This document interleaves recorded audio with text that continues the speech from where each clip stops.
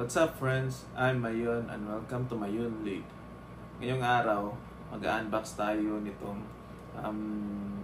satellite-based internet na Starlink. Itetest natin kung gaano kalakas ang connection niya, especially sa mga matataas na lugar, sa mga bundok na hindi naabot ng mga local provider natin. Okay ba to for mga digital nomads na mahilig mag-travel at saka mahilig mag-camping? Yun, watch till the end, especially on my third test. Check nyo. Right. What's up guys? It's me, Mayon again. Ito, mag-unbox na tayo sa na-order ko na Starlink ni Tio Elon Musk. Shout out Tio Elon Musk. I ordered this Starlink past week, mga February 20. Now is February 27, so a week lang dumating agad itong Starlink natin. At good thing pa sa pag-order ko nito, naka-promo pa siya. From I guess 28,000 yung regular price niya, tapos ngayon is 18,500 lang. So let's go, let's unbox this. What's inside of this Tio Elon Starlink?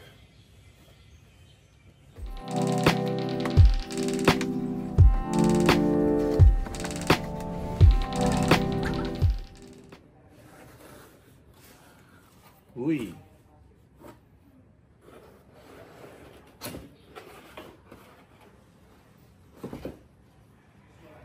Here is the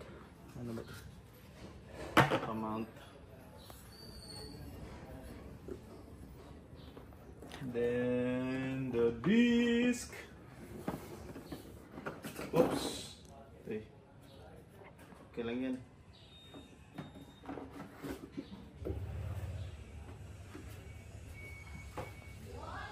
Then the stickers, the router, the cable wire, and this power supply para dito sa router. Tapos mga manuals na lang. Check natin later. Tetest namin ito later sa rooftop namin. At saka I will test din maybe next few days sa mga remote areas dito sa Cebu. Right.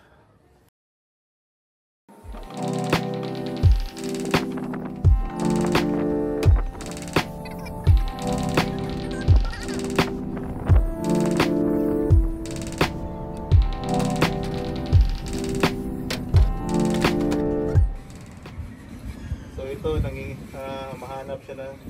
mahanap na siya ng signal.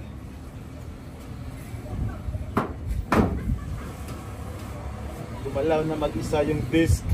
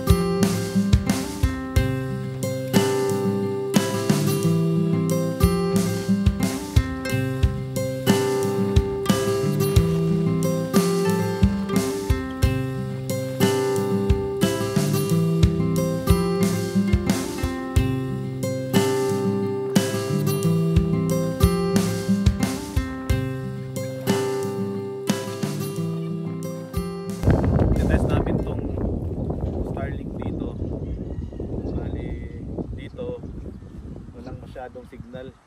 Wala, I think sa Globe ko walang signal, saka sa Smart walang signal dito.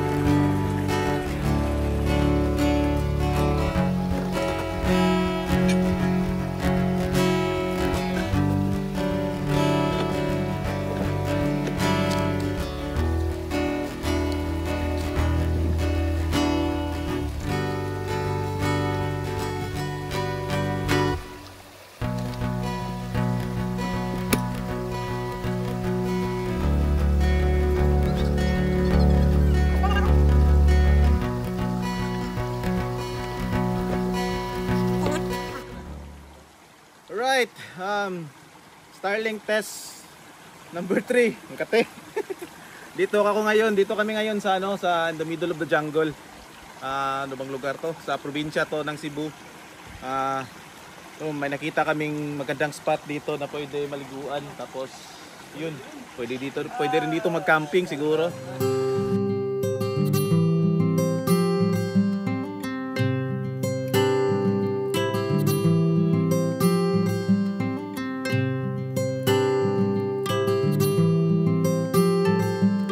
Check natin yung Starlink kung in the middle of the jungle meron bang connection pa rin.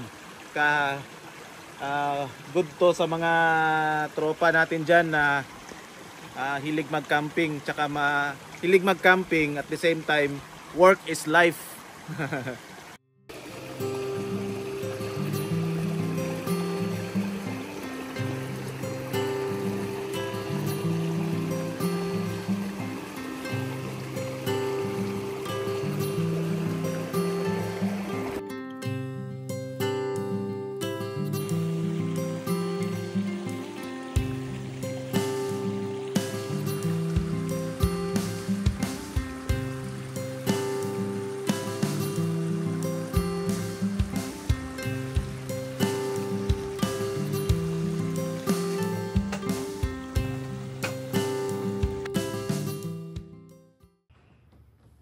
So ayun, natapos ko na yung tatlong test ko sa Starlink.